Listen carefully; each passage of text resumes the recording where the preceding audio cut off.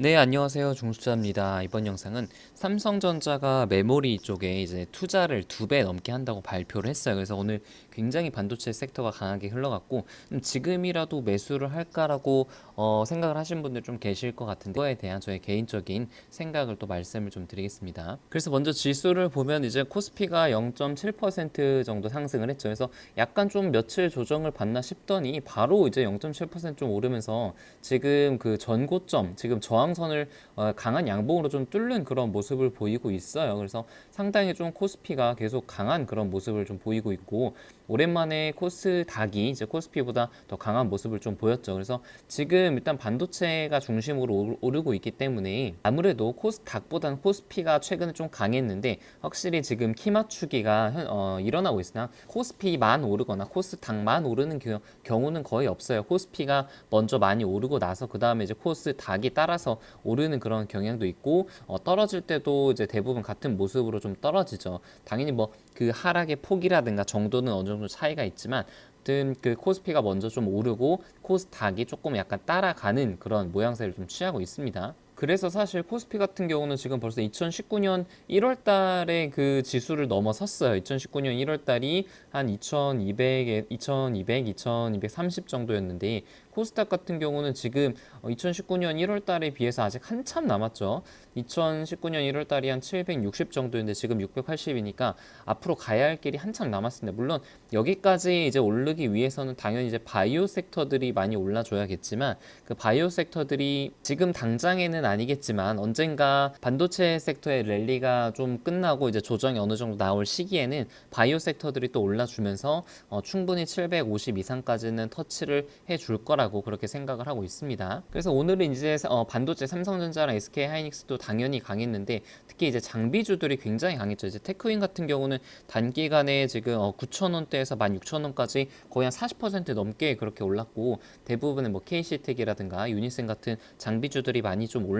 그래서 이제 개인적인 예측으로는 2020년 좋지만 지금 좀 너무 고평가가 되어 있다. 특히 이제 삼성전자라든가 SK 하이닉스가 지금 실적에 비해서 너무 지수가 많이 오른 것 같다라고 그렇게 생각을 했었는데, 좀 안타깝지만 저의 이제 2020년 초반의 예측이 좀 방향성은 좀 틀렸죠. 그래서 개인 투자자 입장에서는 이렇게 보유 종목이 아닌 종목이 급등을 하게 되면 소외감을 좀 느낄 수밖에 없어요.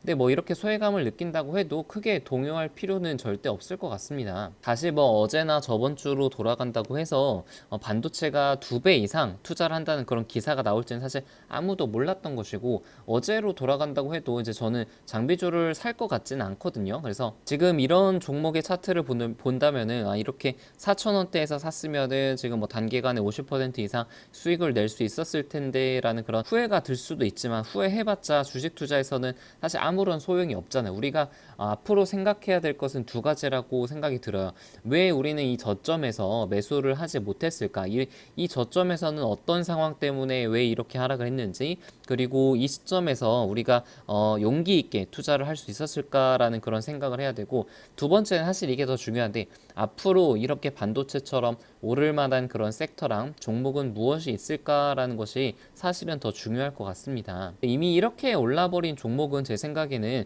추세 매매자의 영역일 것 같아요. 추세 매매는 아니면 기보유자들의 영역이고, 여기서는 이제 저 개인적으로는 추격 매수를 하기보다는, 물론 저 위치에서 조정 이후에 추가적으로 다시 급등할 가능성도 충분히 있어요. 왜냐면 지금 굉장히 모멘텀이 강하고 투자에 대한 그런 기대감이 강하게 반영이 되고 있는 그런 시점이기 때문에, 근데 추가로 상승한다고 해도 얼마나 오를까지를 생각을 해보면은 지금 가격에서 뭐 10%, 20% 넘게 상승할까에 대해서는 좀 의문이 들어요.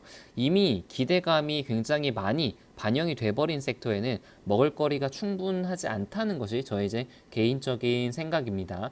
그것보다는 아직은 오르지 않은, 근데 이제 앞으로 더 오를 종목에 집중을 하는 것이 더 좋다는 것이 저의 생각입니다.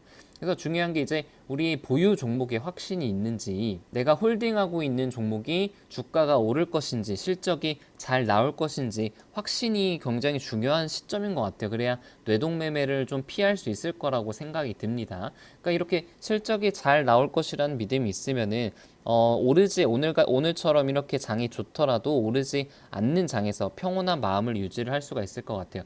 예를 들어서 이제 저 같은 경우는 해성 옵틱스라는 종목을 가지고 있는데 지수에 비해서는 오늘 0.8% 정도 하락을 했어요. 그래서 이 종목 같은 경우는 개인적으로 2020년 1분기에 분명히 작년과 같은 그런 실적이 나올 것이라는 그런 믿음으로 투자를 하고 있기 때문에 그렇게 뭐 조급해 하거나 아니면은 뇌동매매 할 생각은 별로 없었어요. 언젠가는 오르면서 시간이 해결해 줄 거라는 그런 믿음이 있기 때문에 이 종목을 그냥 계속 들고 있는 겁니다. 물론 뭐 당연히 종목과 사랑에 빠져서는 안 되겠죠. 개인적인 투자 아이디어가 틀릴 수도 있고 투자 판단이 틀릴 수도 있어요.